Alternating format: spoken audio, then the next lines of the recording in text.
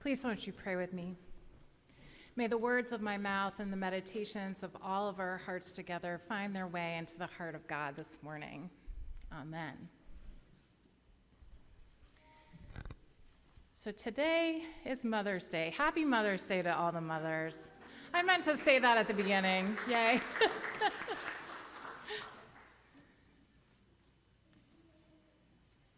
It's a day when we are invited to remember the soft places that cradled us and the fierce strength of women who fed and taught and held us in ways that made us whole. I am a mother, and I don't think I'm the best at that job, to be honest. I work a lot. When I'm home, I engage with my phone more than I engage with my children some nights. I don't like cooking. We DoorDash way too much. My house is messy, and I miss my kids' special events sometimes because of work commitments, and sometimes because I forget. I have been divorced twice, creating a somewhat unstable home, let's be honest. I'm forgetful and absent-minded sometimes. I love my kids with every fiber of my being, but I am imperfect at the job of mothering them at best. Can anybody relate to that as a mother? Okay, good. Good, so I'm not alone. But 2 months ago, when we had our first emergency forum after church on a Sunday, my daughter, Eloisa, along with all of her friends in confirmation class, got up to speak in front of that crowd. Raise your hand if you were there that day. A lot of you were. Through tears, when referring to the hate for immigrants she hears in her school, the defunding of the education department, the erosion of the rights of women to vote and control their bodies, and of teens to access the suicide hotline that had been shut down that week, my daughter said, "This is not how I was raised." And I felt so proud, like I had done something right. And every one of our confirmands echoed my daughter's words.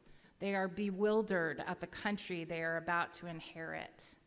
This is not how we were raised, not by our mothers, not by our fathers, not by our church, not by our communities.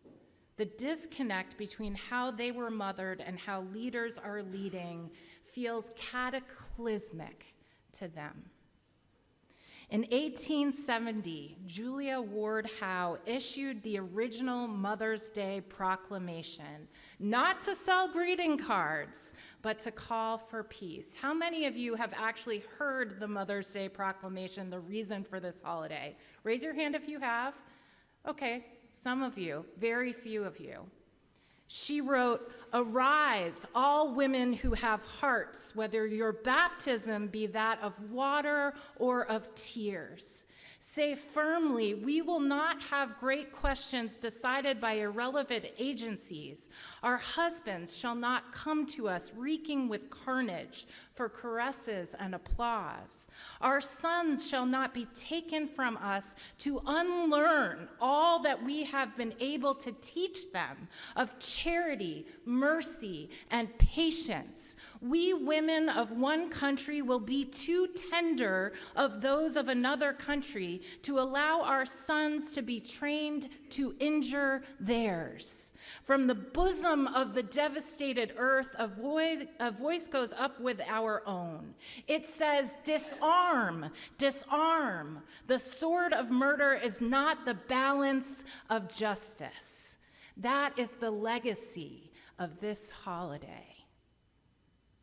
Her Mother's Day was born in resistance, in abolition, in anti-war protest, in the declaration that no mother's child should be sent to kill another mother's child. If your Mother's Day doesn't disturb the status quo, beloved, it might not be worthy of its name. Mothers are the original teachers of mercy. Poet Rudy Francisco writes, "She asked me to kill the spider.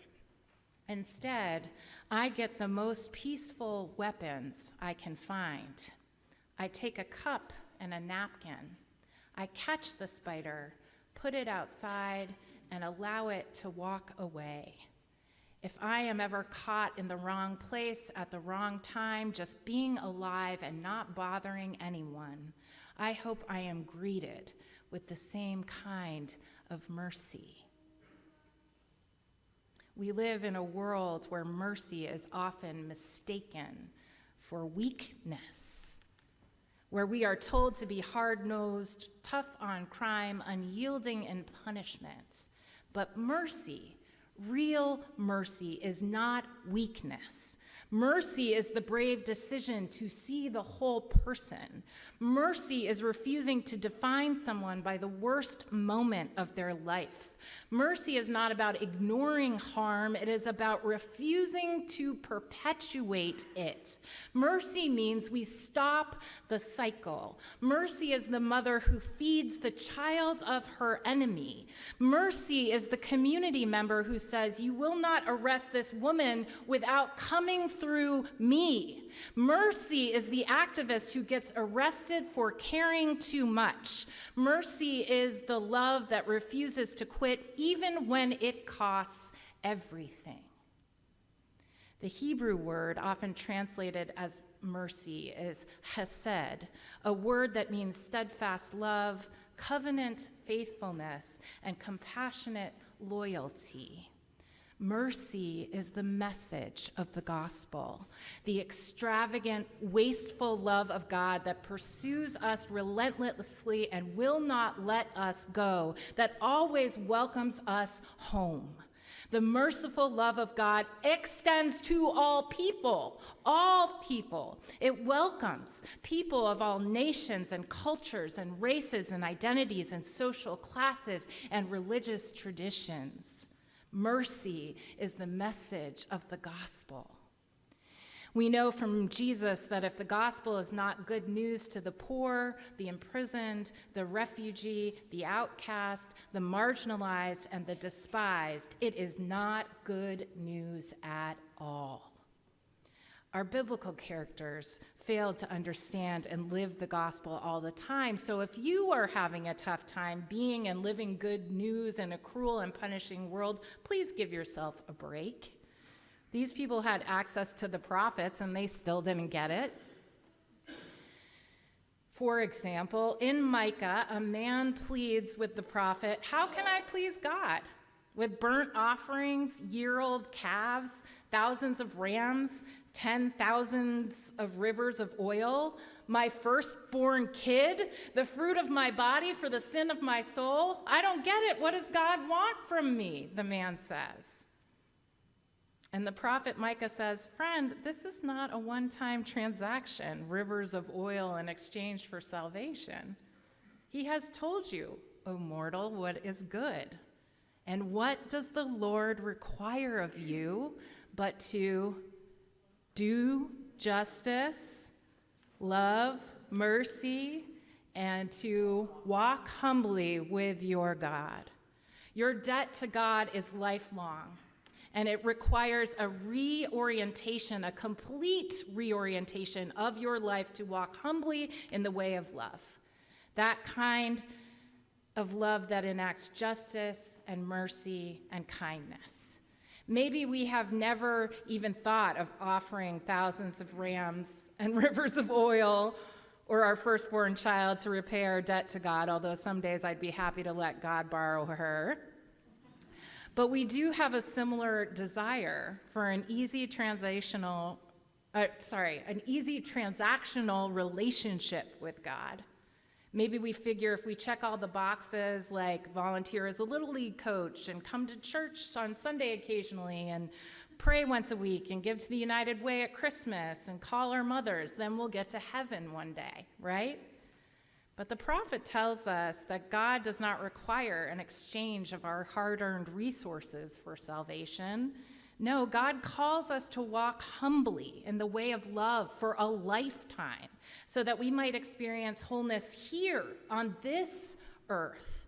The goal is not to get to heaven one day in the great by and by based on our good works. It is to manifest heaven here by God's abundant grace. God has told us what is good: mercy, peace, justice, humility, love, truth. Psalm 23 is often read at funerals. In fact, we just read Psalm 23 at Pam's sister-in-law's funeral that I officiated just Friday.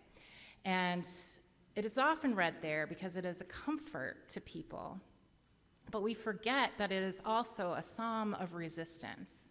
It is the song of a shepherd who knows the cries of his sheep, who prepares a table in the presence of empire, in the presence of ICE vans, in the presence of tear-streaked children and handcuffed mothers. You prepare a table before me in the presence of my enemies. God does not remove us from injustice. God lays out a feast right in the middle of it, right smack dab in the middle of it. The Lord is my shepherd, I shall not want, begins Psalm 23. And doesn't that sound like something a good mother might say or want for her child? That you would not want, that you would rest, that you would lie down on soft green grass and know deep in your bones that you are safe and cared for and led. He leads me in paths of righteousness for his name's sake.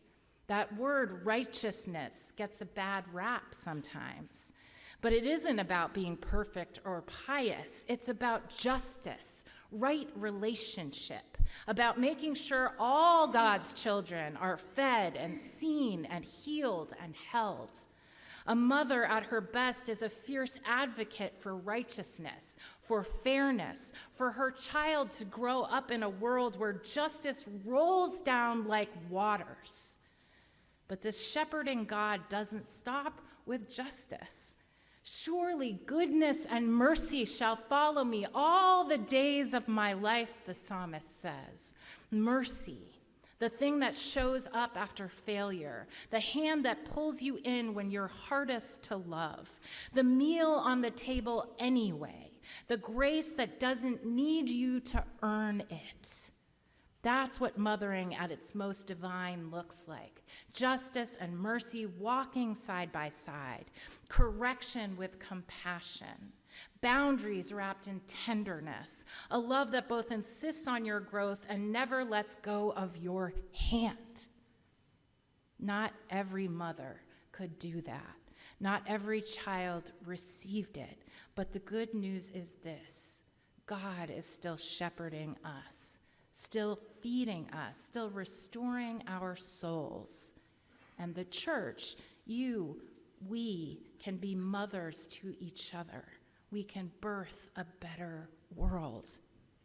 If a policy rips a mother from her child's arms, it is an enemy of God's table.